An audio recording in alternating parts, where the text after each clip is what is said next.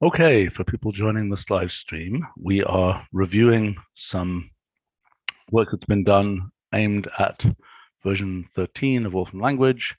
This is about symbolic representation and creation of web pages. So, Ricardo, take it away. Let's show us an example. Okay, hi everyone. This is just a little utility function that helps us deploy things on the cloud. Why isn't that utility function something that we build in? I mean, isn't that something everybody would have to do? Well, it's also doing system open. I guess you don't want to do it every time you evaluate. Right. So but the cloud export part. Okay, go ahead. Mm-hmm. Okay, so you just created that page. Indeed. As so a cloud object at a URL in the cloud, right? So everything gets being created locally on my machine and then is deployed to the cloud as a static web page. Okay, so let me just understand. So this code here, how would I capture the HTML? So let's say I just want to see in the notebook a string for the HTML that came out of that stuff. Sure. So we can simply do roughly the same code, but with export string. Oops. And then I don't think you need permissions, but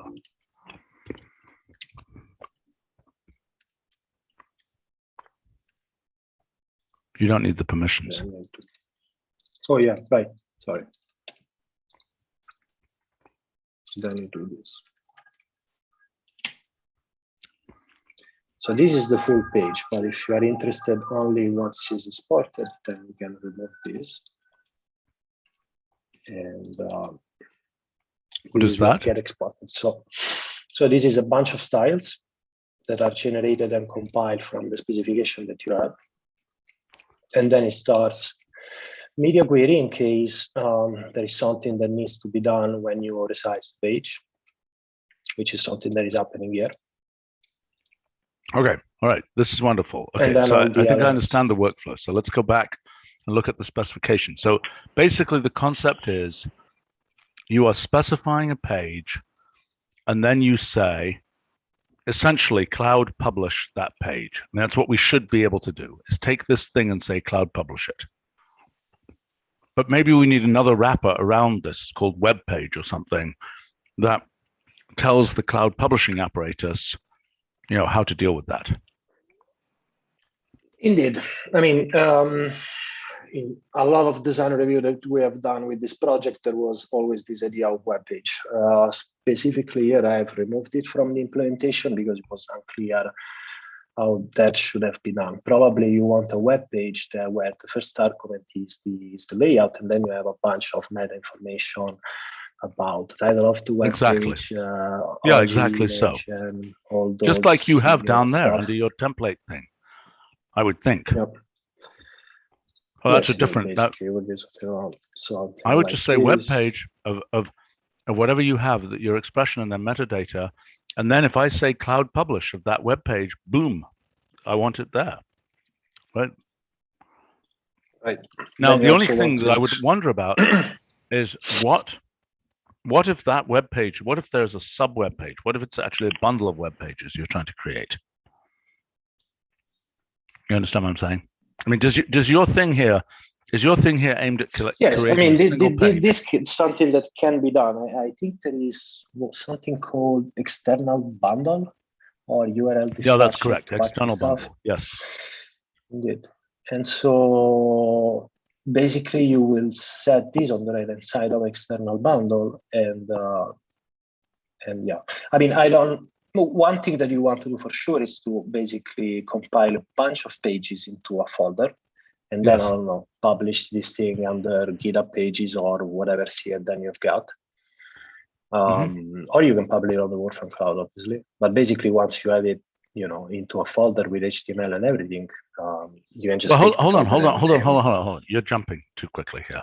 Okay, so one thing is we have a symbolic web page specification. Okay. One use of that symbolic web page specification is cloud publish. Okay. Another use is just give me the HTML string. Another use is put that thing, maybe it's export, maybe, I mean, we don't have a usual, okay, you can just say export of foo.html, comma, and then this web page thing, and that would then export it to a local file, which you could then put on GitHub or whatever else. And then potentially there is this idea, which this would enforce, reinforce, of service deploy, which is something like the GitHub thing you described. Do you understand what I'm saying? So service deploy is deploy this thing to an external service. Is that making sense? Ricardo, are you with me? Sure. I mean, I'm following you. Right, yes, but I mean, that's what mail receiver function should have been implemented as a service deploy, not as a cloud deploy, right? Yeah, that's basically like copying a folder to any other service, like whatever, whatever it is, FTP or S3 or another folder on. Well, I mean, no, those are external. That's external storage. That's a different thing again. Right? I mean, the whole point is there is plumbing to be done to, you get what I'm saying? There's plumbing to be done. We got a bunch of background. What I say, but it's nothing specific about probably this project, because once you have exported this guy into a folder with all the bundles and dependencies in it, then basically it's just a matter of copying a folder to whatever service you want. I know, but that whole point is to not have that intermediate folder. Do you understand what I'm saying? To be able to hook it up so that, for example, for GitHub, sure, you just say service deploy, and then it has authentication and so on. You enter, because we can now, we can access the system keychain. We can do all these things for authentication, right? Yes, absolutely. We can do all this syntax sugar. Right. What I'm saying is that's very important. It's very, very important, because that's how people will really use this. I mean, if people, like, can I make it so that this will just post it to my WordPress blog thing, or can I even put it on my, web server, right? Because not self-evident that you can put this in the htdocs folder or whatever it is these days in a web server. Do you get what I'm saying? Mm-hmm. Yes. Okay, let's take a look at what you actually have here. So, I mean, the main goal of your code is to generate HTML plus CSS. Is that correct? Yes. There is also, I will show you something else here. So, for example, this is a neat example where basically you can define whatever XML element you have. So you can manually specify any kind of HTML, and that is represented in our language by XML element. So I'm manually writing here something that is pointing to a YouTube video, and then basically you can open it, and that is basically now an iframe with a YouTube video in it. Well, that's cool. Okay, listen, so you're jumping, Ricardo. Can we start at the beginning, please? That was magnificent. Did we just get Rickrolled? Indeed. Yes. We did. Oh my God. It is a YouTube live stream. Oh, yeah, that was the whole point. Oh, I see. Sorry, okay, I got ahead of you. Oh, Ricardo, I'm sorry.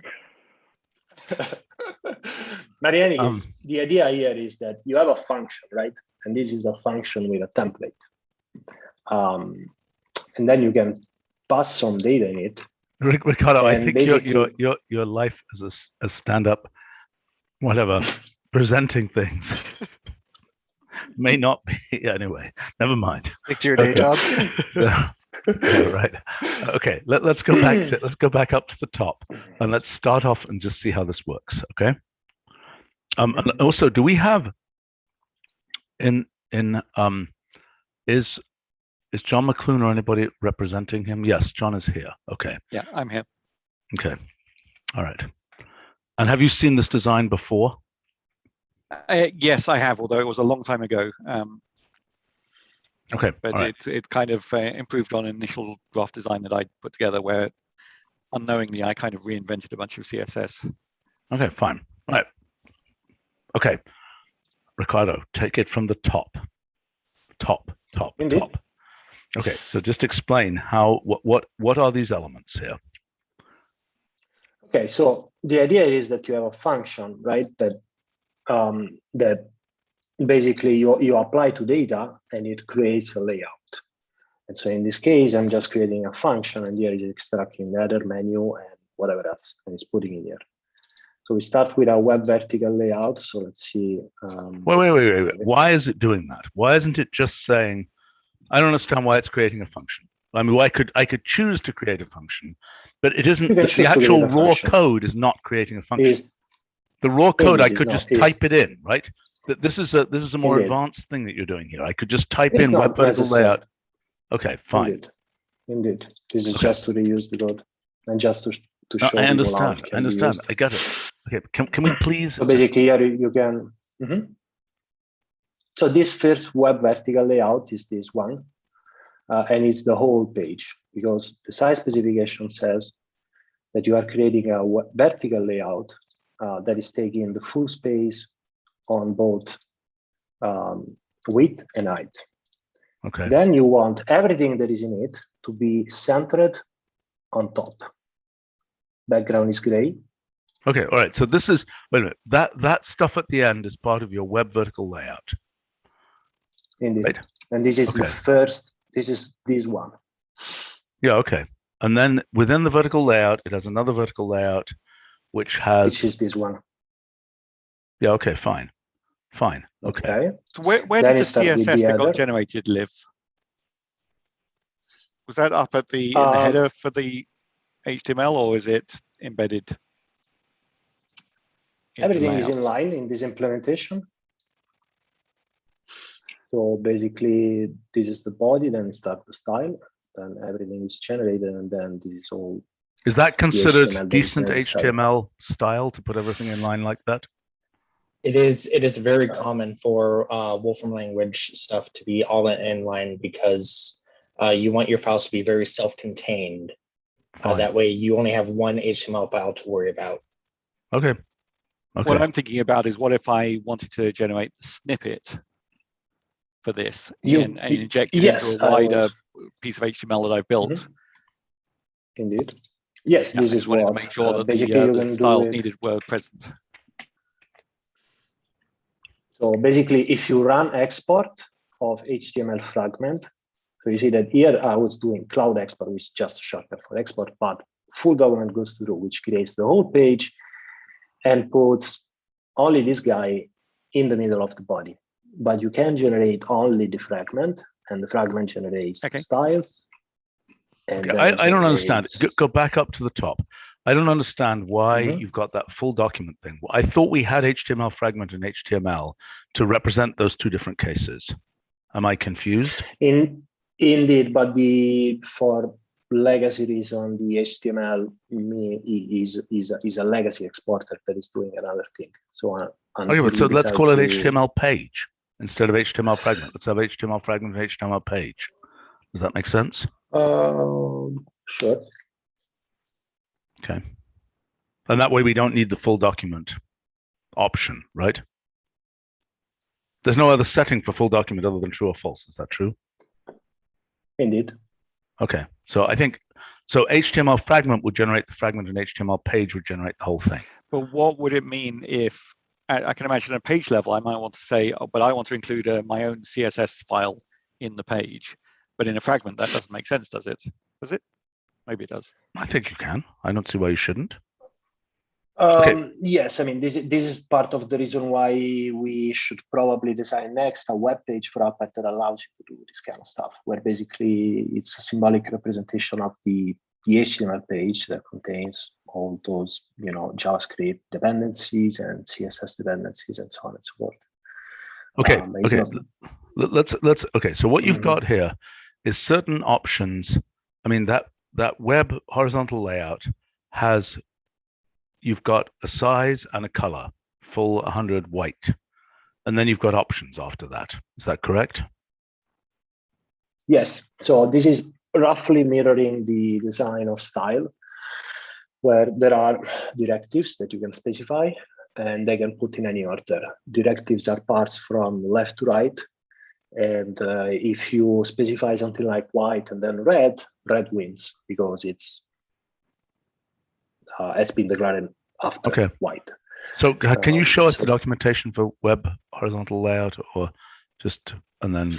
Yes, just one last thing that I wanted to show you is that just for the demo, then we can start for the documentation. Other than embedding YouTube video, obviously we can do something different here. So you create an object and then you write embed code in here. And then basically you can specify the size, for example, of the embedded object that you want. Okay, so run that. Want to be, okay, so just so I understand. Already, go ahead. That's here. Yeah, okay. So, and you can use the same template I was doing before. This is wonderful. And this is actually, yeah, this is now using the. So run it. Move the slider. Move the slider. Prove it works. Yes. So it's rather slow, but this yes. is using the YAML notebook embedder right now. Probably it can be improved, but this is just a proof of concept I've been doing today. So obviously it needs to be improved. What's so? I'm sorry. You said this is using Yarn's embedder. Okay. What's not right about it? What's happening here? So, like, just to prove that this is all real, make that thing left. The only thing is that the loading is okay. That loading is wrong. So Yarn cached. Yarn, how does it get? How should it be cached? You have to load depends a bit. I mean, you could bake the cache into the HTML that you produce, but then it would be right in there, of course, has different trade-offs. Okay, but then it could refer to a cached HTML page in addition, because is this inline? This is not a separate. Yeah, it's inline. You could import. I can show you what is up. Import the static HTML, and then, but the problem is it's no. But then you've burnt it in at the time you create the web page. That's the point, which you may or may not want to do. But that's not an obviously stupid thing to do, to burn it in at the time of web page creation. Okay, just to give me a sense of this, can you go back and redeploy that thing with the embedded notebook piece and left justify the notebook? Just show me how to do that. Sorry. So left this is justify. Just a page. You said alignment center. Just change it to alignment left. Sure. No, in the blog. In the blog. Oh, in the blog. Yeah, in the blog. Let's see. How do I do that? No, you don't want centers. You want alignment. So that's going into the web item. Okay, try that. But the problem here is that it's the, so here I specified that this is a square. But the cell itself has to be. Yeah. Do it on the right, I guess. This is no. What's happening there? I don't understand this. So the web item. It's in probably there are some bugs. I'm not sure about it, but in theory, this should go on the right. But I don't understand that, because that's inside the web item. The web item is the iframe. The web item is the iframe that's being told to be 420 by 420. Oh, yes, you're right. Yes, you're right. I need another one. So I need to do something like this, I guess. But did you have a concept of web items that are just as large as they want to be, or as they need to be, and then adapting that to the embedded notebook?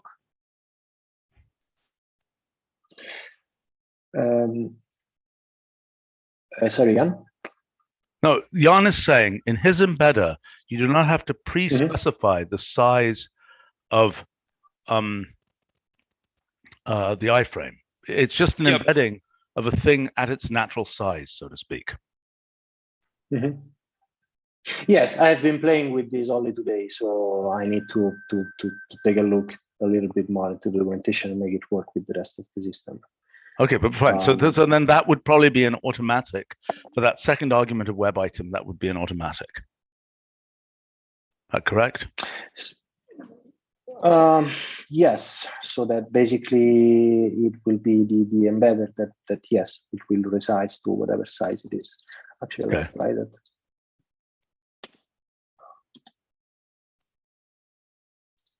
But alignment should go here.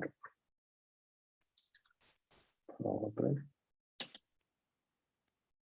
Well, we don't know what's going on. Okay, yeah, so I mean, yes. Okay, there's some bug. Let's not worry about that for right now. Okay, yes. The other important thing is the idea that there are CSS directives sitting right in things like web item, right? Mm-hmm. Which is very weird. So we can start to take a look at the documentation. Yes. Okay. So as you can see, like I've been trying to mirror our style segmented, so I'll put it here just so that we can refer to it.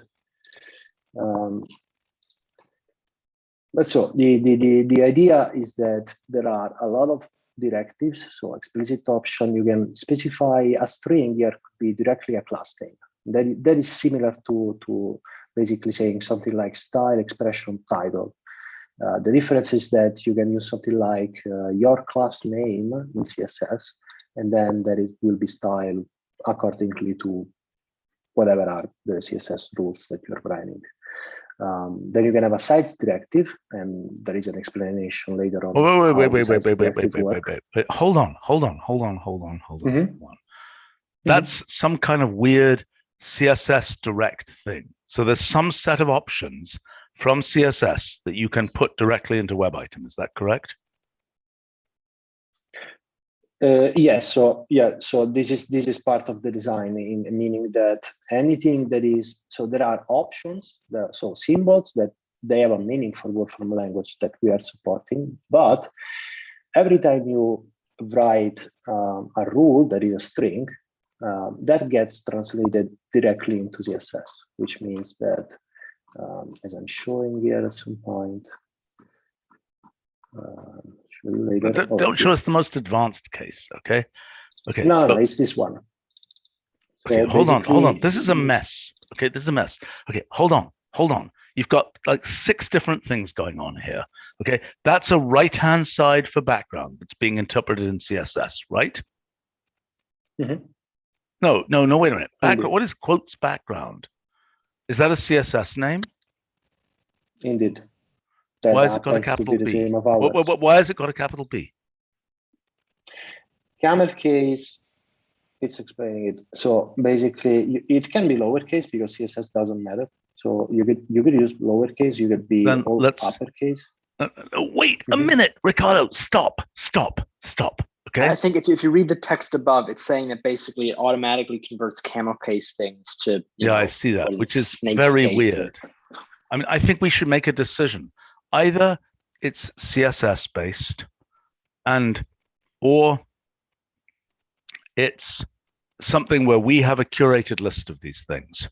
But having background in quotes as well as background not in quotes is just like super confusing. Am I making sense? Well, background is a special case though, because it also has a symbol for background. I know. But border radius, there isn't.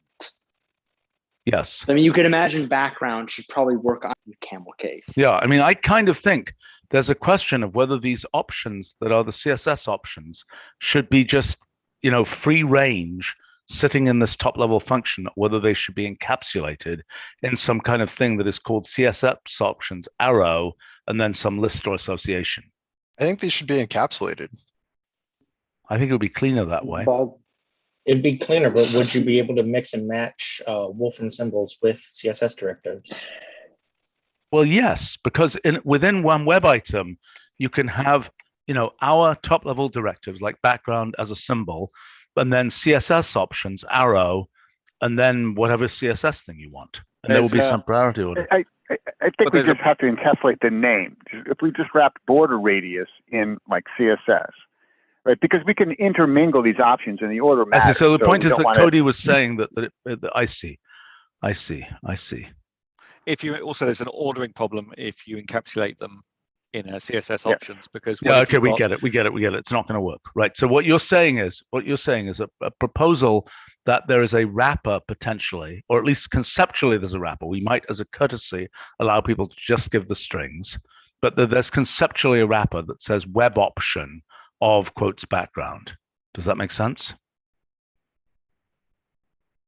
It does make sense, but you need to understand that when you are writing something a little bit more like this one, like this big example that I have here. Okay, let's see the example. Stop jumping. Let's see the example. Okay. That's it has the danger of getting quite verbose.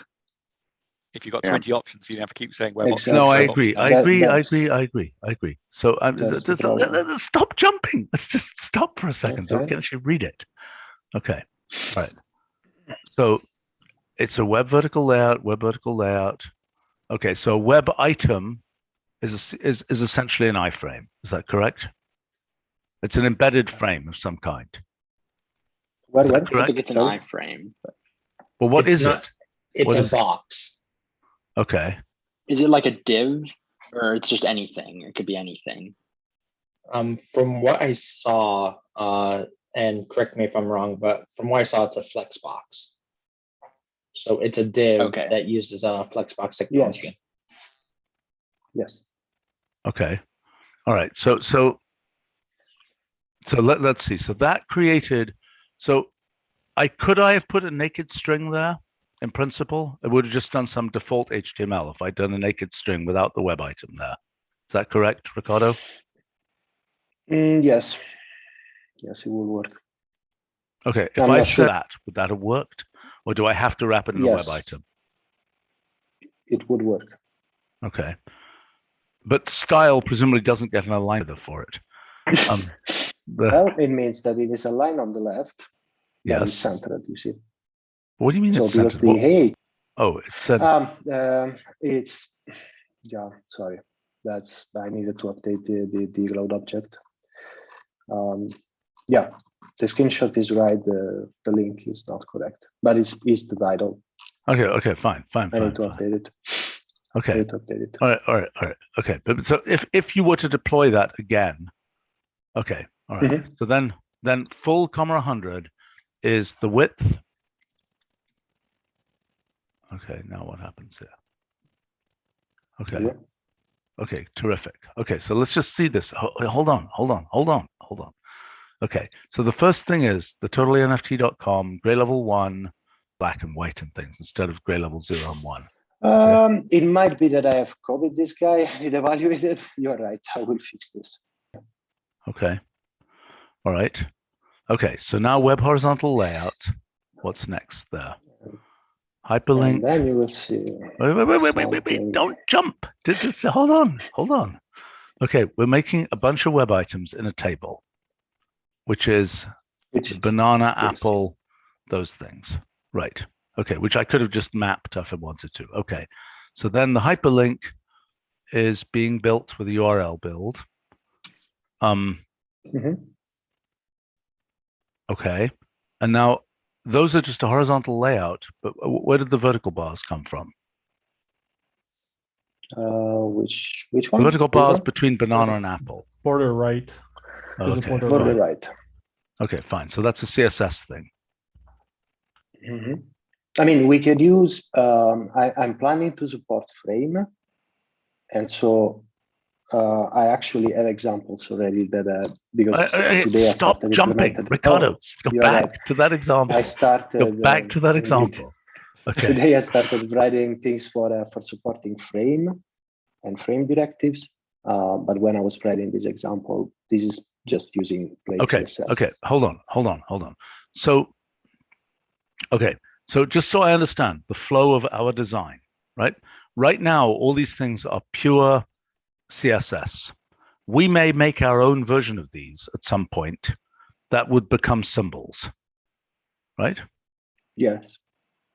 So now that background, why is that background thing not our symbol background? No, not that one, the one above, not that one, that one there. Why is that one not our symbol background? For background, you could use the same symbol. You can actually use, yes, because background will translate exactly to the CSS background. Okay, so fine. But what about color? In fact, here I'm using this one. So I mean, it's some. The thing is, I don't think there's ever going to be a point where we have all of them, because they're like, Indeed. I don't know, there are probably thousands of CSS. Yeah, and there's probably a growing number, and somebody might have a special version of CSS, and who knows what. Doesn't really matter. But I'm just saying that we can. There's a border that might progressively move as we support more stuff natively, because among other things, those things will be things that we probably also support directly in notebooks. Like background is something we support directly in notebooks, right? Yes. Now you will see something that is kind of, but there is no other way to do it, at least in my view. There is overloading this mouse over directive. So as you can see here, when I'm over in the slide. Wait, Ricardo, you're jumping again. Okay, look. Okay, no hacks, right? If this is something, wait. Look, the point is, you're saying it's useful to have that mouse over thing, right? Okay, that is something that would also be useful in notebooks. You can be ahead of notebooks here, implementing something like that. But let's not just sort of say, oh, it's off in a different world, right?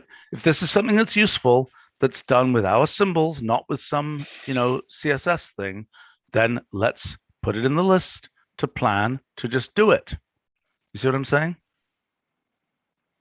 Yes, I mean, that's not going to work. When you do exactly, this is not going to work. I know. It would say background arrow that, right? Yes. Style doesn't. Like in style, you often don't have to put the actual option name. You just throw directives in. Indeed. But this is. Yeah. You can use. Or is pointing out on a live stream that notebooks predate CSS. That is indeed completely the case. Long predate CSS. Anyway, go ahead. No, what you can do is obviously to use mouse over and specify a complete web item here and a complete web item here. There are examples in the documentation that works. Okay, fine. However, but what I'm saying is, when you have a nice syntax like that, then it goes into the queue to be something that we potentially implement for notebooks, rather than it's just a random hack. You see what I'm saying? No, sure. Doesn't mean that we can't use it in web item before we have it implemented in notebooks. But it should be, it's just a random hack that you have to remember works in web item and it will never work anywhere else. So one thing I'm pondering, which I can't think of a counterexample, but I'm worrying about, is the idea that the option name is a string means CSS seems like that's pretty safe. But having if you look at the 1 pixel solid #DDD, the argument that the value of the option there is a string is being interpreted as CSS, but we do have values that are strings that have Wolfram language interpretations for some options. Indeed, is there ever going to be an ambiguity about whether this is a Wolfram style name or a CSS class, or or something's been interpreted like that, which could have been symbolic in the Wolfram language? I can't think of an example, but I'm sure there are one out there. I mean, there are potentially examples. I can think of one. I never encountered it. Well, I can tell you one. There are appearance options which are strings, right? Where the right-hand side is a string. Do we have anybody from the front-end team here? Connor? No. No. I don't think so. Okay, then isn't there for button? Isn't there appearance inactivated and stuff like that? If you want an example. Yes. I did want to ask. I mean, what is the precise relationship between sort of the meaning of a web vertical layout and a column? Because obviously, we're assuming that there is something inherently webbish about what we're representing here, and obviously, CSS specific CSS styles are an example of that. But I feel like we need a better understanding of why do we need a special symbol. Yeah, I can give a little bit of background of historically how we ended up at that point, which was that one of the original motivators was that layouts are all done by grid and column at the moment, but they have their design premise is to try and accommodate the things that you put in them rather than to allocate space to things. So they're working from the inside outwards more than the outside inwards. So the layout things we're supposed to think about it from the outside inwards. You are going to have 1/3 of the space available for this, and whatever goes in it has to fit. Whereas grid says, this is a big thing, I'm going to make the column bigger. It's kind of default design. Now, I think in an earlier design review, it was thought that the front end is not in a position to look at this stuff, for a couple of years in the same level of detail. And so I think it was Stephen who suggested, well, maybe we should just have a web vertical layout and a web horizontal layout to make it clear that it's a web world. And I was going to bring that up as a question, is that even if front end can't catch up for a while, is that actually a good decision, or should these things just be vertical it's a good decision, horizontal because layout? I think what we should be doing here, this is a pure wrapper for, this is just symbolic assistance for creating web pages. If you really have no idea, simple web pages you'll probably be able to create this way, but if you don't know some webby stuff, you're not going to be able to do fancy stuff here.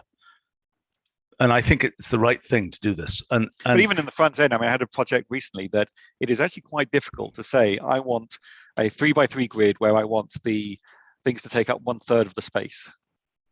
No doubt. But that's not something that's going to be solved immediately. But it's already solved in web technology, and we should just be using that. Right? So there's one design question we had I wanted to bring up. What about web row and web column instead of web vertical layout and web horizontal layout? I'd be fine with that if we think that's sensible. Are you sure about the only issue is maybe it sounds too much like row or column. If they're not. No, I'm not worried about it. But well, is it compatible with row and column or not? Well, row wraps, and I think these things. If you say you've got horizontal layers of 3 things, you expect them to be 3 things, unless you've got a interface switched. Maybe we should that just NFT leave it collection. as If you shrink it, layout. by default, it should stay For 3 now. columns. This is going to start as an experimental function. We can do it like that. That's not exactly true. Are we talking about Okay. just specifically layout, or are we saying like, because I could see lists, long lists that will wrap during responsiveness, right? So are we supposed to be using horizontal layout in those situations, or are we not supposed to? I can see that, laying out 8 items that will wrap nicely as you shrink the page down. Yes. So wait a second. Web horizontal layout, what does it do in the case where you're showing there on the screen on the right before Ricardo jumps again? What are you showing? Oh, okay, so that particular case is a wrapping row. Is that correct? Yes. So show us that. Go to that URL. Go to that URL. Also this one was specified as a sure. Okay, now change the size. Change the size. Change the size. Okay. So how would I specify if I wanted that not to wrap, but I wanted things to grow and shrink? And you have, can 5 use in a scroll column? bars. You can use scroll bars. This is at least what I have been doing. So there are scroll bars at some point here. And here you go. And so you have a web horizontal layout, and when you say true, it doesn't wrap anymore. Now I'm not sure if. But what if I don't want scroll bars? I just want 3 pictures to be side by side, and I want them to get smaller when you resize. In that case, right now in the actual design, you will need to use a CSS directive that says do not wrap. And okay, so how would I type that in? Okay, so I've got, hold on. I've got web horizontal layout, and then I want that CSS directive there. So I just put it as a string right there. Is that correct? Indeed. I don't remember specifically right on top of my head what is the exact rule that you need to specify. Probably is flex wrap, and should be something like no wrap, I guess. It's white space, no wrap. Something like this. Okay, no wrap, but now it's shrinking. No, so it's Cody just told you what it should be. White space, no wrap. Actually, flex wrap would probably that's probably right. Yeah. So is there some fundamental difference in the philosophies between the horizontal and the vertical layout in this regard? No, not really. Other than one is a flex column, and the other one is a flex row. The thing is, what we are doing with with all those options, when you are specifying the size specification and everything, Flex is vector based, meaning that you always think in terms of a vector, and then you just rotate it. And the way you apply, like the fact that you are specifying that items should be, fit the whole viewport of the previous element is still vector based, and so you need to use Flex Grow in one case if you want to shrink it horizontally, and another property if you want to do it vertically, depending if you are on a okay. This is way too much detail.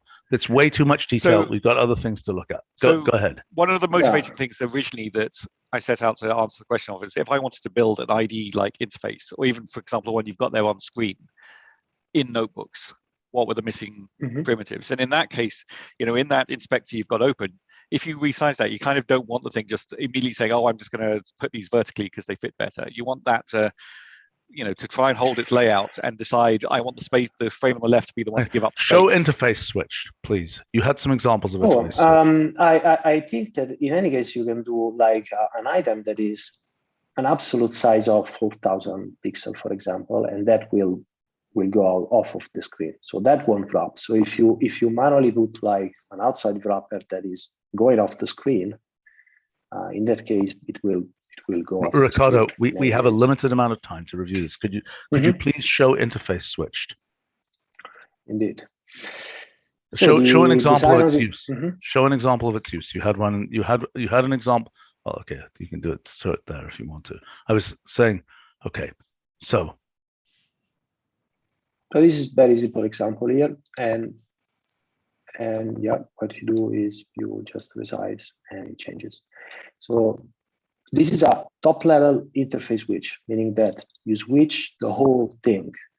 So just like mouse over, it's like when you move the screen from here to here, you see the content here is also changing. But it can be used to switch single property. So in this example, I'm switching instead of on the device size, on the fact that if you print it, something else appears. So please remember to recycle this paper, stuff like that. So you hold on. You're jumping. Yeah. Scroll back up. Scroll back up. Scroll back up. Okay. So we've got interface switched. The first argument is, which I remember this design from like 2 years ago, whenever, is what it is switching on. So it can switch on device type, or it can switch on, what was the other thing you had down there? There are several things here.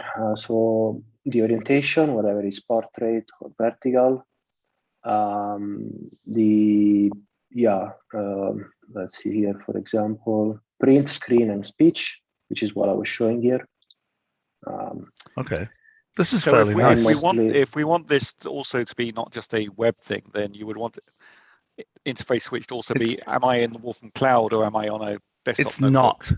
This is a web thing for now. We're going to prototype this whole functionality in the web just for the web.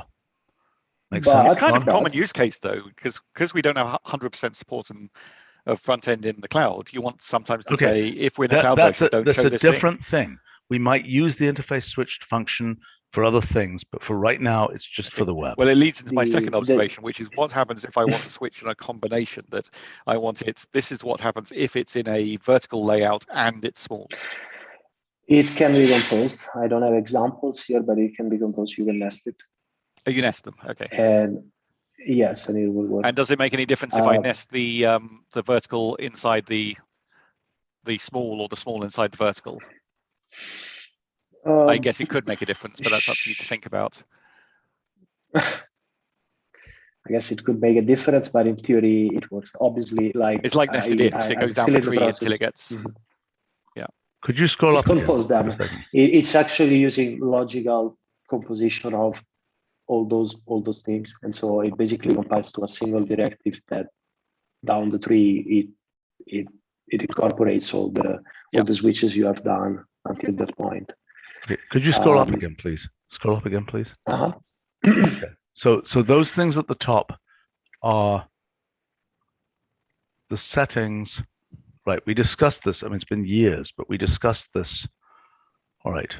I can say that basically this design can be used in the front end. We are like everything else that I have been showing is web specific, but this design could be, in theory, used inside the front end, because there is no. When we were doing it, we were actually making sure also with John Fultz and other people from the front end team that this could actually. Who for some reason were not invited to this meeting. Which so is wearable here a synonym of tiny? Is that what that means, the way it's documented? There isn't some property that the browser knows about what it's running on. It's just looking at screen size. This is no. This actually applies to 320 pixels, which is why it's documented here. Sorry, so in all of my 16 attendees, which one did I miss? People from the front end team. Okay. Either John Fultz or somebody else. we will get someone next time. Okay. Okay, this is very nice, Ricardo. Okay, so hold on. Let's this is really nice. Okay, can we see the documentation for the other things now? Web. Okay, so okay, you want to show web item next? Okay, scroll to the top. Let's see this. Web item was the depending what you want to cover. So there are how much? Is there a guide page? Okay, there are four functions here, right? There's interface switch, web item, horizontal layout, vertical layout. Is that correct? Yes, I haven't done a guide yet. Okay, no, but they're just those 4 items. Okay, so yes. Okay. If my expression is raw HTML, and obviously I can code that up as XML elements, but if I actually have a string that is some raw HTML, what do I do? Verbatim or? So in this case, so there is like this. You can put it verbatim in it, and it will be basically incorporated inside the page. The right thing to do will be to wrap it inside embedded HTML, which is a wrapper that we have in the system that works too. And so basically what we should do is that you mark a certain string to be basically HTML, because in theory, a lot of framework are not allowing the user to just take a string and inject it directly, because it. Okay. But if I put in a string that was, for example, less than b greater than, I should see that on the page. I should see the less than and greater than signs. It shouldn't say I'm a B tag, unless I wrap it in embedded HTML. Problem. Yes, this is what I'm saying. Unless you. Yeah. So do we escape the strings or not if I put a string in there? Is the question. Exactly. But right now this is not happening.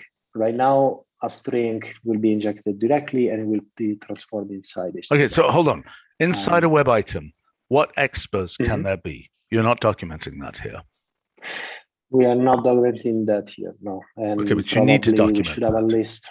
Yeah, you need to document it. So what is that list? So if I put an image there, presumably that will work, correct?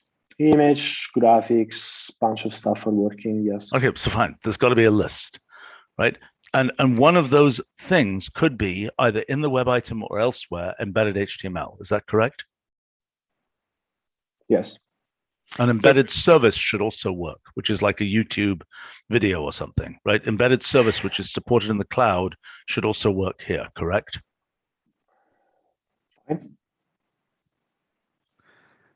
So I think my vote here would be that if the expo is a raw string, it should be escaped, and so effectively protects you against XSS attacks if you're not aware of them. And you should make the effort to say treat this literally by wrapping it in embedded HTML. I agree. Then this is something that we should do at some point. The problem is we need to make sure that it propagates well against the system. Okay, but you shouldn't have web item of a string work. Okay, it should just not work. Right? But that feels like the kind of thing you really want to be able to do. Map web item down a list of things you just pull out of a database and not have to do some kind of export string on each of them to make it into a string. Obviously, it needs to work, right? I mean, how do you write something like hello world? Okay, fair enough. Fair enough. Okay, fair enough. Fine. Okay. Okay. So, okay, let's look at web horizontal layout, web vertical layout. And then please, we do need to introduce this web page function, right? Web page wrapper. And, and obviously that will have the obvious pieces of I don't even know what those are, the things that give the title and so on. What is that going to be an association? What are those? Those shouldn't be loose random string options. That should be an association of metadata, shouldn't it? In the web page wrapper. Could probably be the second argument. And yes, it could be an association, probably a second argument. Okay, fine. But of named things, included right? CSS and yeah. Right. I used to have something here.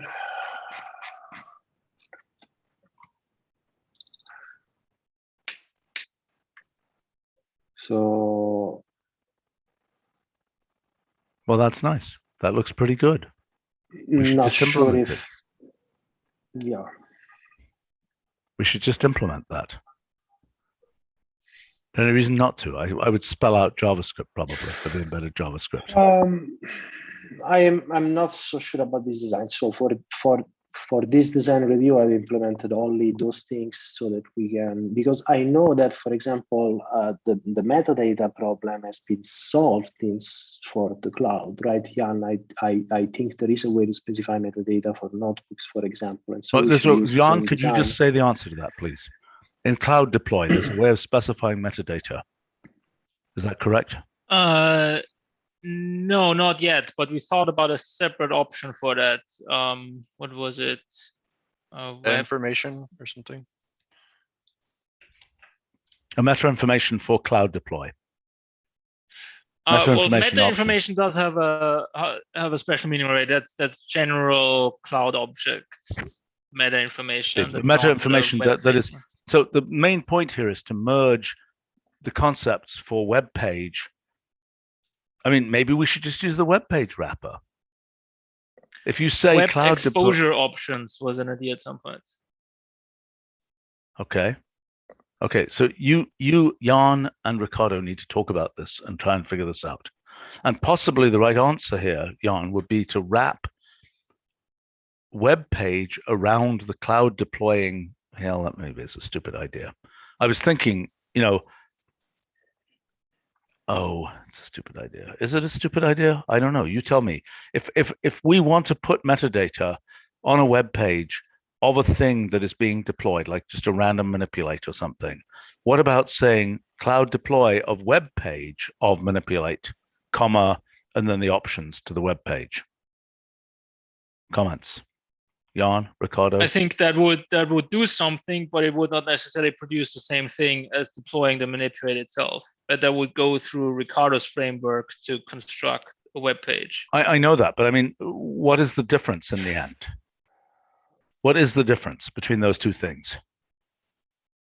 So if you cloud deploy and manipulate, it will be just a notebook. As far as the cloud file system is concerned, it's a notebook. But when it goes through Ricardo's system, it produces an HTML page that includes the notebook. Or okay, but we could use the same system that we're using now, right? Right now we're doing a switch over the first argument of cloud deploy roughly, right? So we could switch again. If you find web page, you switch again on the first argument of web page. That's what we're suggesting. Still use the same path, but then we need to have some common way of parsing those options so that they work on both systems. No. We're getting confused here. Look. What Jan is saying is there are things like title of page, right, which can be done for the deployed notebook in Jan's system without any additional HTML wrapping. By title of page, you mean the title, like this title, the title of the tab, right? Yes, that's what I mean. Yes. Okay. Mm-hmm. Right. And so most likely what we want is an option that can be given both to Cloud Deploy and to web page to specify those what Jan was describing as web exposure options. Exactly. And if we do that, probably this option could be embedded directly inside web item, meaning that web page is not necessary. No. Well, we need web page. So that what you do is you say cloud publish of web page, not cloud publish of web item, cloud publish of web page. We're going to need additional metadata for web page. I absolutely guarantee that will be whole page information about, whatever it is, about CSS imports, about other random stuff. No, we need to have that wrapper. SEO tags. Yes, among many other things. But wouldn't this option be what I was saying, web page meta information, which you'd already started designing for cloud as an option to cloud object and cloud deploy? That makes perfect sense. Yes. Yeah. Right. That makes perfect sense. Mm-hmm. And it should be in both things. And there should be a web page wrapper, even if all it does right now is pretty much what the same as web item does, but we will need more stuff there. Plus the semantics. Okay, so again, let's look at web vertical layout for a second, please. Mm-hmm. Oh, we do not have documentation there. So is web horizontal layout more documented? Yeah, so basically... just show us web horizontal layout then. If that's the one that's documented, just show us that. Well. Okay, so... It's not different. Right. No, it's not different. So what I've done is to basically this part is common. So I will rather copy it here. The usage line is a bit different, not that much. What changes is that the exp here, if you put a list in web item, is going to be verbatim list. So it will actually show a list inside it. If you put a list in here, it will create. And why is it that isn't just web item of row and column? Web item of row and column. Because they do not accept all this stuff that we do accept, like CSS specification and everything. Okay. But what's the difference in web item? What's the difference in web item, which accepts those options, and web vertical layout? Web item with only one item, not much. No, that's not what I'm asking. Difference. No, I'm asking web item of column of blah blah blah. Web item of column blah blah blah. Is similar to web horizontal layout. Is that correct? Web vertical layout. Yes, it is similar. If you don't specify any option, yes. Okay, so maybe we should be calling these web column and web row. Is there any reason we shouldn't do that? So the thing that I wanted to ask. Like the game. Mm-hmm. I'm sorry? Sorry, I was going to ask earlier, but then we moved on. I mean, is the difference between a web vertical layout and a column the webbiness of it, or the fact that the layout, behavior is different? Because I think it's webby layout. We don't know. By the way, Ricardo, I just want to comment. You cannot use ordering as an option over on the right-hand screen. Just remove it. You cannot use that as an option. It is tentative. You cannot. Yes. Yeah, right. You cannot use that.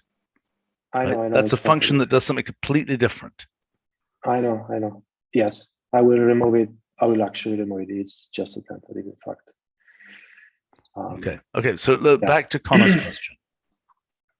I mean, and the point I was making is that there are obviously things like embedded CSS styling directives, which are very web specific.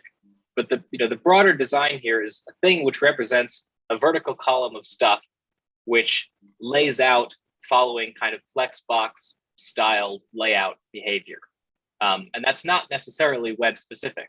And Stephen, the thing you mentioned is that this design, or maybe it was John, sorry, who mentioned earlier, this design was envisioned as a simplified way to get something working for web pretty quickly, without having to touch the questions of how would the front end implement behavior like this. But I still wonder if the design we want isn't something closer to a more general, this is a flex column kind of thing. And whether that's, maybe we only let you deploy that to the web for now, but that would be the symbol we would have, and it would be the behavior you're getting is that this is a flex column that lays out. What is it? What is the definition of a flex column? Well, I think it would be. I mean, it's the difference, and this is where Cody or people who know more about web stuff than I do could step in. But the layout that we have versus it's kind of how do I describe this? Like, can somebody who knows just jump in here? Can somebody just define? I think it's how it fills the row. Like if you have a flex row, right? It has predefined ways of how it populates, how it fills up the space vertically or horizontally. Yeah, with Flexbox, it kind of fills up the space, whereas with a row, it doesn't fill up the space. But also critically, as this Ricardo is showing on the screen, there are like 100 options for all these things. Yeah, it's a really flexible system. But for the simple things, which is just let's bang out a layout, all you really need is flex row and flex column with some widths. Right. So and the general point is it's for responsiveness, right? So you can, as you resize stuff, everything stretches correctly. That kind of the main point. Yeah, which is why I like differentiating it between row and flex row. Like they are conceptually two different ways of laying things out. Look, I think what we should do, the goal here is to have experimental functionality in 13 that lets you build web pages easily. I don't think we will not get the design right for something which is going to be more general than just essentially a wrapper for CSS and so on. So the only question here is whether I would think that this flex column, flex row thing will ultimately be options to column and row. Is that obviously wrong or not? And there might be some other thing called flex column, which is a version of column that has certain options preset. Is that obviously wrong? Anybody? Column and row kind of to me refers more to like tables. And with the kind of the flexible designs and responsiveness, they moved away from table designs.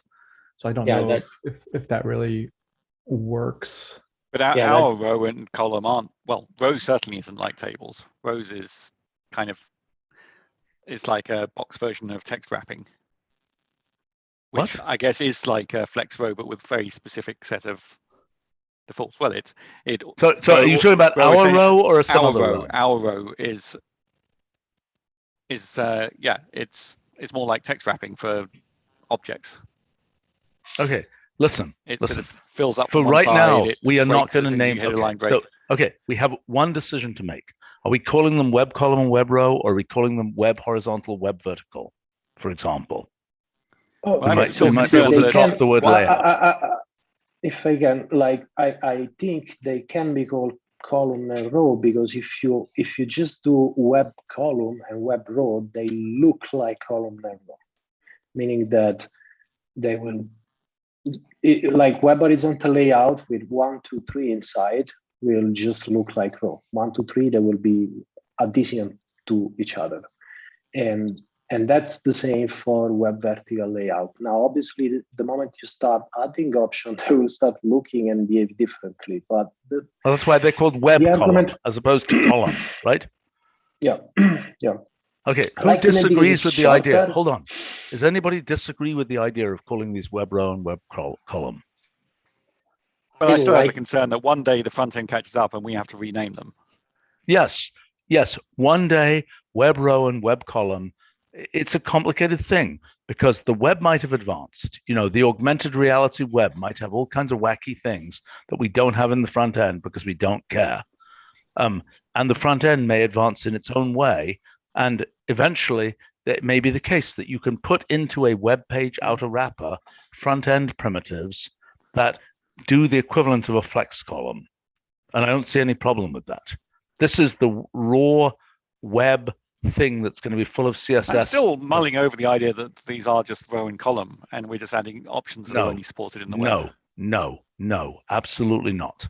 Would be a big mistake. But if I can jump in here real quick, like the thing is also that we can consider this to be lower level. Like the front end might at some point compile raw or other stuff to this guy, so that it works for the web, and then we can have other stuff that are working, I don't know, targeting Android or iOS or Swift UI or whatever it is. But in the end, you're always going to need like specific tools that are going to map more closely to how the system you're targeting is working. Right. Okay. So listen. Okay. So let's change these names to web row and web column. I have one very trivial point. Web page, is it a capital P or not? Anybody got an opinion about that? Capital P. What do you think about web? What do you feel about web flex row and web flex column?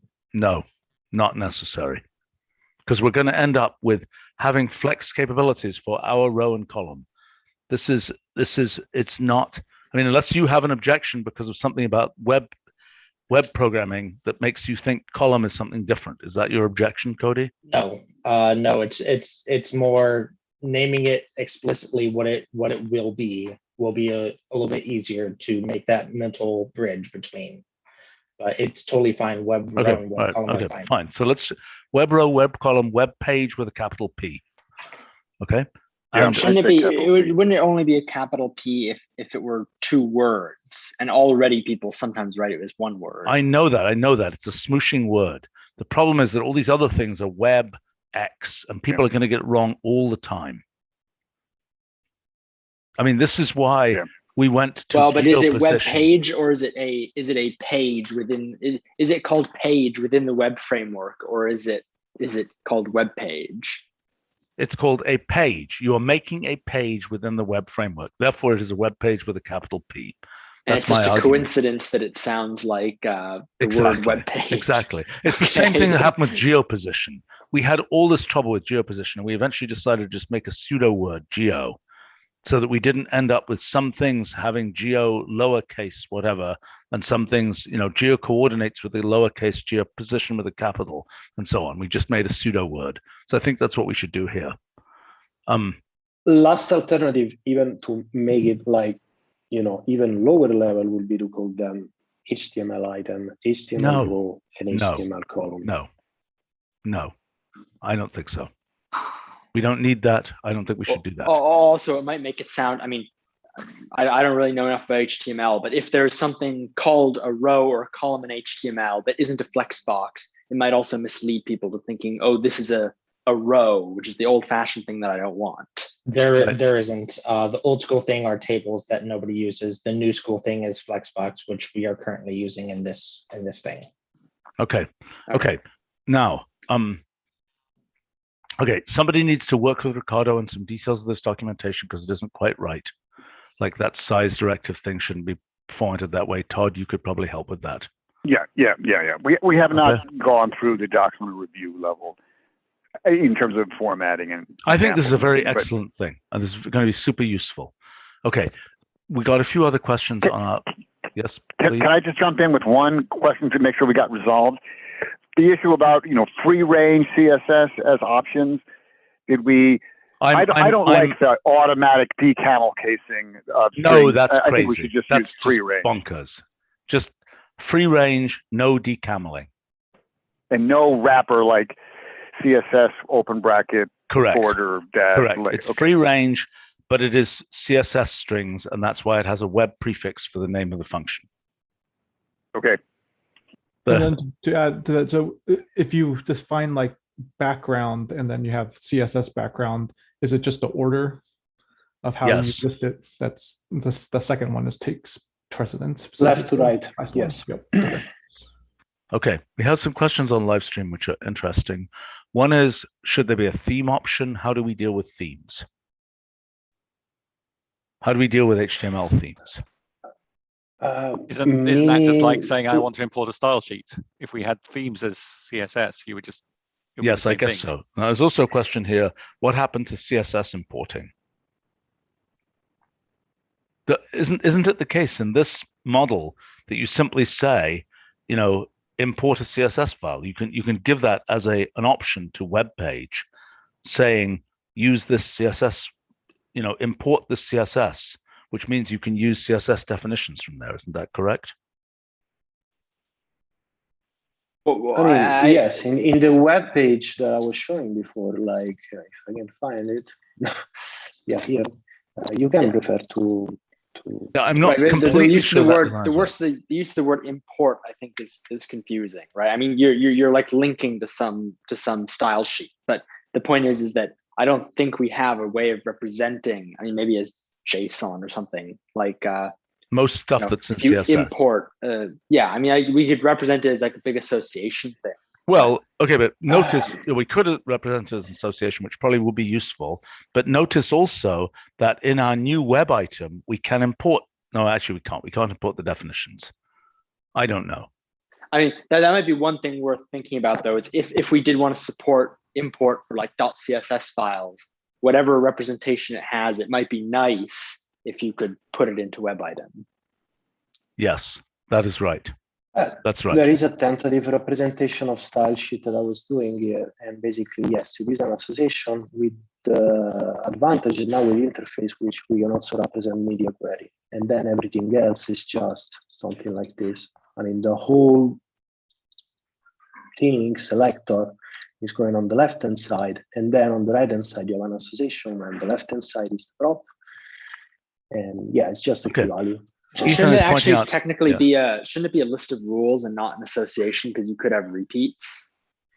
No, because repeats, they do, like if you repeat something, it gets deleted in any case.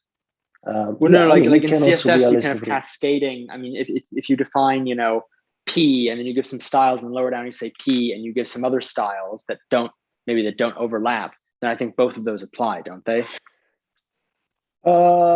In this case, but the way you define it level, you are right. Yeah. Yes, it can be a list of rules. Ethan on our live stream is pointing out that Kevin Daly did a talk about converting CSS to Wolfram language style sheets 2 years ago, apparently. Somebody should find out about that. We can ask Kevin. Okay, can somebody do that, please? No, Brady, can you get that to happen, please? Yeah, we'll talk to him. Okay. Okay. Okay.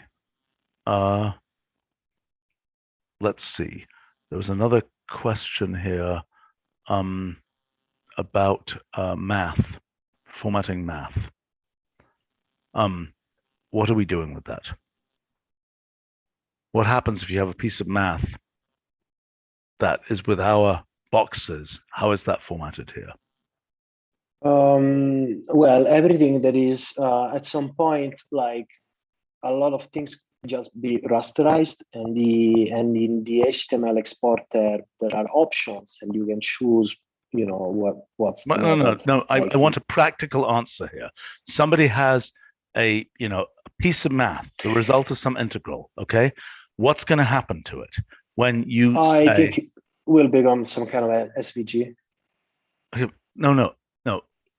Really practical question. Okay, I'm typing it right now. I'm saying cloud publish web item integrate blah blah blah. I get the result of the integral.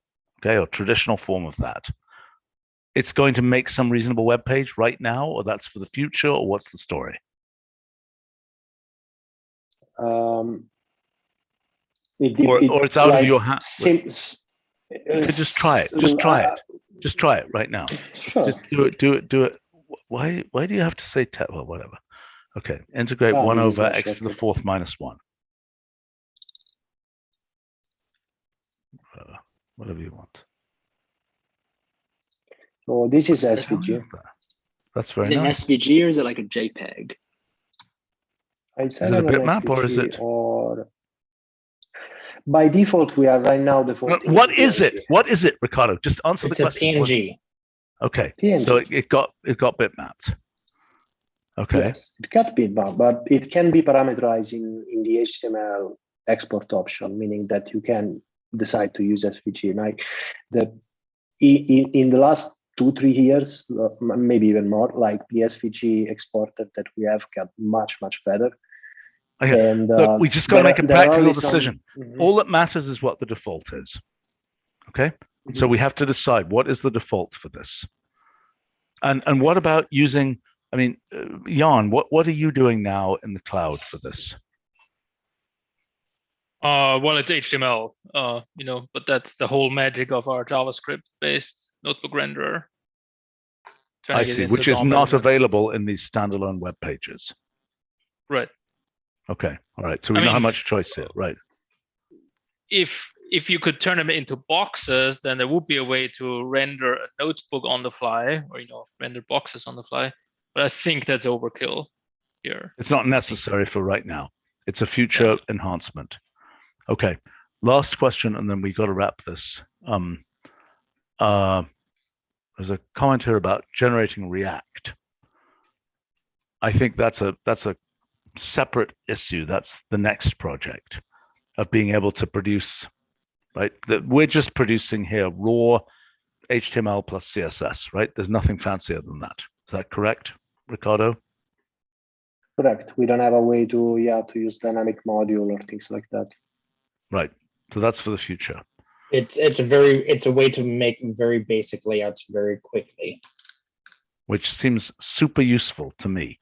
And okay, question for our web actual deployment people who are here. I mean, is this completely usable by us? Or is it something where we have to have all kinds of corporate templating and all kinds of other stuff to make this actually useful? Let's say we want to deploy, I don't know, we're doing some webinar or something, and we want to deploy pages for it. Will what's presented here allow us to deploy a page or not? I think so. I mean, from we're just creating a one-off web page. That's no problem. I think right, but don't we have corporate headers and things like that? Would they be includable here, or is there no? Something because most of that is using the server-side includes to pull in all of those. Of course, we can create a version of it that we can pull in, but that's just another version that we have to keep. Hold on. Let me explain. Let me understand that. You're saying that let's say a standard page that supports who knows what, headers at the top, live chatting on the side, footers at the bottom, all this kind of stuff, right? A bunch of corporate stuff. Mm-hmm. That is done with a server-side include in the modern world. Is that true? Right, because we have hundreds of pages that need to look the same, so we have one file that gets pulled in. Okay, so now my question is, could this pull that file in as well? Could this framework of Ricardo's pull that file in also? In theory, yes. Yeah, but it would be on deploy time, right? So, well, I guess there's different ways to do it. So if you're publishing a page, you would have to pull it in at the time of publish, or you have to use a kernel to import it in real time. The cloud does support server-side includes, though they don't like that they support server-side includes. Right. That is purely by accident. Yeah, I think it would be nice to have an official way to support that and officially document that, but at this point, I don't consider that an official feature. So could you explain? And this could be a motivation to do that. We could have a way to expose that through web item or web page, and then make that produce HTML that is officially working in the cloud. Wait a second. Just can somebody just explain this to me in a simple way? Okay, so we have a framework for server-side includes, which are being used by our web. I see. We're being used by our web server. That is our web server. Our corporate web server has server-side includes, which are splattered onto every page at the time when the page is served. Is that correct? That is correct. It's the headers and footers on most Wolfram pages. Right. Okay. Fine. So okay. So but that's a feature of our web server. And the point is, if you're giving this to somebody else, their web server might have a server-side include possibility as well, but the plumbing of how you connect to their server-side includes is not obvious. You would just put the code in, and you just need to know where the file is. So it would work if their server is enabled with server-side include. So Ricardo, can you copy the thing I put in chat? I think this is roughly what it would look like. Yeah, it would just be placed like a simple text for the virtual include directive. Okay, fine. I see. So that would just be a pure embedded HTML that has that include there. Yep. And if it references a place that is on the server and it's enabled, then it can pull it in. Okay, fine. And so then the only other comment that was being made was in our cloud, right? If you were to put that server-side include thing in our cloud, the web server in question is our cloud web server, which doesn't have a clue how to find some random include from. So the one question is, can it find our corporate includes? And then could it find somebody else's random include? We would have to include it specifically on the cloud. It wouldn't be able to discover what's on wolfram.com. No, I understand that. I understand. It would need it would need to be on the file system. Because yeah, I get it. Right. So that doesn't seem undoable, right? I mean, to have a for us at least, to have that includable there. That's what we do currently for the resource system and functional repository. It's another place that they have to maintain it, but yeah. Big deal. So that's why we have all kinds of automation for release engineering. Hopefully. All right, this is great. Boy, we are. I'm sorry this lasted longer than we expected, and it's causing some timing problems here, but that's okay. This is very good. Anybody want to make any final comments here? This is great, Ricardo. Well done. Very nice. It is really good. Thank you. That's going to be super useful for many people. Okay, so Todd, you're in charge of like making, documentation cleaning and so on, right? Yeah, I'm taking notes about the decisions we've made. Okay, and I suspect there will need to be one more round, which I would suggest doesn't necessarily have to involve me. At least one more round looking at a few details about weird things in interactions with the web and so on.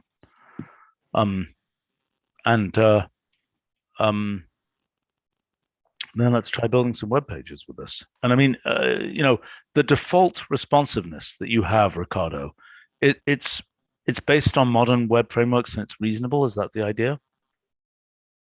Yeah, it's based on standard technology like media queries. So, right. But I mean, but the default thing, if I just put a list out there, the thing you showed with a row, where I just put a list, it'll wrap in a decent way. Yeah. Yes. Okay. And it will be responsive. Yes, I mean, yeah, because it will wrap with the width size. But then if you want to have more complex behavior, you need to specify it yourself. For example, as you see here, there are 3 items and they wrap down to 2. And this is specified here in the example using interface switched. By basically moving from size that is 1/3, it's actually pretty simple, to 1/2. But you need to define this kind of logic depending on your content. That's fine. That's what one expects. Okay, terrific. Actually, one last comment. For the virtual includes, it's hard to test it locally on your machine because your computer usually doesn't have any of that stuff. So what we did with the physics projects, we implemented a local one where if you deployed locally to look at the page, you can see it, but we had to extract the header and footer and put it on how we generate the pages. But then when we deployed to the server, then we included the virtual include stuff so that the server can just pull it in. So there is a slight, while you're developing, you might have to do something. Well, so maybe there's a way that we can parameterize that so that you can have, so that the virtual include thing becomes its own symbolic wrapper, so that we can do a better job of that. In other words, basically what you're saying, John was saying, interface switched, he would like a case where it does one thing if you're in the cloud and one thing if you're on the desktop. You see what I'm saying? Mm-hmm. So what you're effectively saying is that virtual include should know, oh, I'm running on somebody's personal computer, so don't try and do the virtual include from this file, do it from that file instead. It's the same type of argument. That I'm not sure. Well, that would have to be done on deploy time, right? I guess I'm not sure how it would affect the page, because a plain page is not going to know if you're viewing from the cloud versus viewing from your local machine. It's all on deploy. I know, but it's got to be deployed. You don't get to see it anyway. It's got to be deployed somehow. Okay. So the deployment, the code would be smart enough to know if you're. Yeah, right. The virtual include knows, it's like an interface switched mechanism for the virtual include that knows when it is. I admit that's deploy time thing rather than a viewing time thing. Okay. Anyway, so I mean, the system, everything is compiled. And basically then it gets. Yes, but this is a compile time question. It's not something, when you're testing, you are running it on your local web server as opposed to on the big fancy corporate web server, right? When you're testing it, you are compiling for your local server as opposed to compiling for the global one. Make sense? Yep. Okay. Let's see.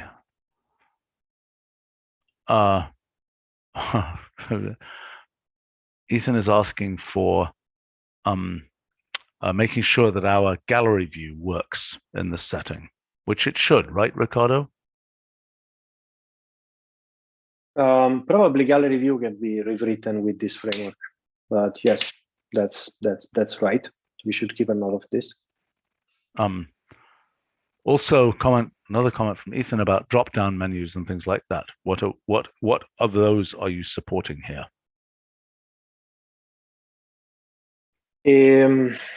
Not we don't have a primitive for drop-down, do we, in the front end? Yes, we do. So unfortunately, all the controls.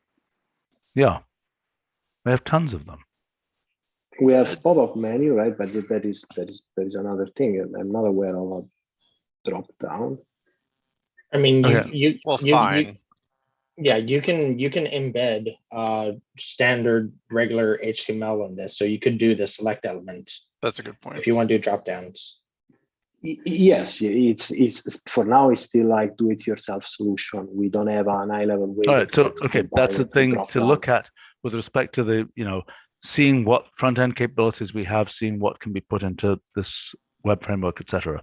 Yeah, right. The things that you would want to put in are like form page or gallery view. We would want to make sure that those will integrate nicely. I agree.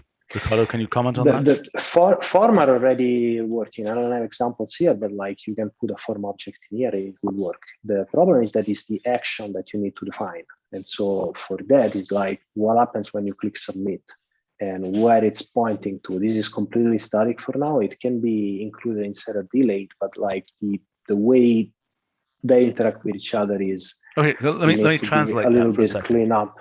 Right, because there's an issue that we had that John looked at several years ago, right? If you have an embedded form on that page, right, then right now what you're saying is the submit button will go to a new page. It will just blow away everything. The page you had, it will not be able to submit in page and have that. Why can't you have it inside a web item? Why can't you have the submit inside a web item that acts like an iframe? Do you understand what I'm saying? Oh. Because so currently we do iframes. Kind of working. I mean, I don't know. Like I haven't tested it in full generality, and it's not augmented right now. So like I still need to work on this. But so wait. So, in theory, like you can put a form. Okay, so type something into that form. Type something in. Yes, and then you press enter, but this is a file. Or it's like the server doesn't know how to respond to that call. And so you will need to add like something that says, okay, I want this form to be submitted to this cloud object, or in general to this URL. No, but I'm saying if you put a form function in there, not a form object, a form function that does something, right? Put a form function. In form theory, function. this yes. Okay. So this should add do something. Wait, make it do something. Just put put a number there, and let's say #2 squared or something, right? Yeah, I mean by default. Just do it. Just put it in there. Whatever. Okay, whatever. Ampersand. Whatever. Yes. Okay. Now try it. Try typing something in there. There is no submit. There is no logic in here. It won't work. But what I'm saying is that, I mean, obviously we can try to think what this should do. Yes. When you do cloud deploy of this, maybe it will replace the whole thing with the function content. Maybe. Right now, you can iframe in a form page and it'll work. That's what we do for a lot of contact pages. Is we iframe in a form page. Right. So you should be able to do that too here. But then at compile time, you will need to collect this guy and deploy it separately and do all this kind of stuff. That's right. Which is not something that we are doing right now. And okay, fine. But for the interim, what can be done is what Cody is already doing, which is to deploy the form page separately, then iframe it into this symbolic page. Right? Does that make sense? That is one way to do it. That is one way to do it. Okay, so that additional automation would allow, this gets into the category of creating bundles of pages, I suspect. Bundles of objects, right? to be able to do that. Objects and assets. Yeah. All right. Anyway, this is great stuff. Thank you very much. And let's see. We are going to another live stream for people who are following that. It is about PDE modeling. Oh boy, we've got multiple ones coming up.